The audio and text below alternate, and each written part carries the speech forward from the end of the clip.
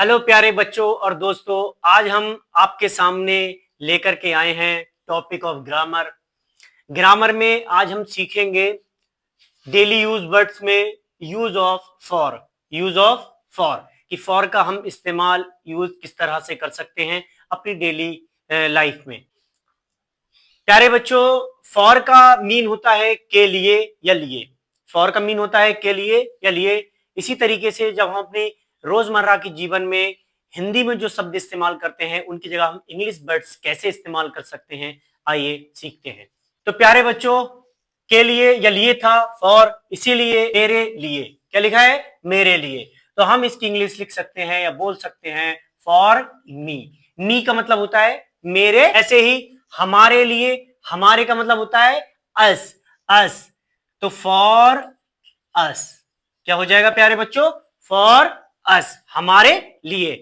अब है तुम्हारे लिए। तुम्हारे का मतलब होता है यू, तो यू हो जाएगा फॉर यू। क्या हो जाएगा प्यारे बच्चों? For you. जो आप अपनी लाइफ में डेली यूज सेंटेंसेस में हिंदी इस्तेमाल करते हैं, आप कैसे उसको ट्रांसलेट करके इंग्लिश में इस्तेमाल कर सकते हैं, ये हम आपको सरल तरीका बता रहे हैं। तो आप भी अपने घर पर ये वर्ड्स इस्तेमाल करके अपनी इंग्लिश को और बेहतर बना सकते हैं। अगला है उनके लिए। उनके का मतलब होता है देम। देम, तो ये हो जाएगा फॉर देम। क्या हो जाएगा? For them. क्या हो जाएगा प्यारे बच्चों? For them. ऐसे ही आगे लिखा है उसके लिए। उसके लिए, उसके लिए, ये दो बार लिखा हुआ है। देखिए मैं आपको बताता चलूं, उसके लिए जैसे जेंडर होता है हमारा मेल और फीमेल, तो हम दोनों के लिए हम बोल सकते हैं कि मैं ये चीज उसके लिए लाया।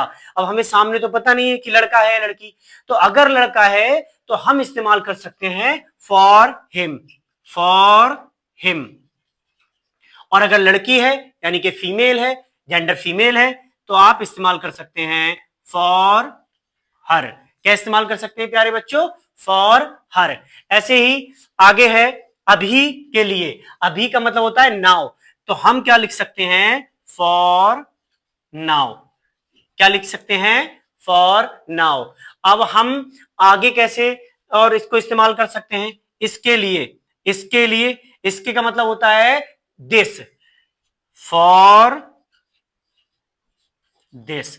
ऐसे ही अब लिखा है उसके लिए। इसके का मतलब दिस होता है, तो उसके का मतलब क्या होगा? दैट। दैट, तो हम लिख सकते हैं फॉर दैट। For that.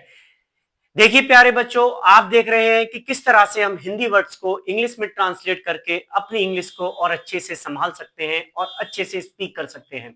आगे लिखा हुआ है यहां के लिए। यहां का क्या मतलब होता है प्यारे बच्चों? यहां का मतलब होता है हेयर, तो हम क्या लिख सकते हैं?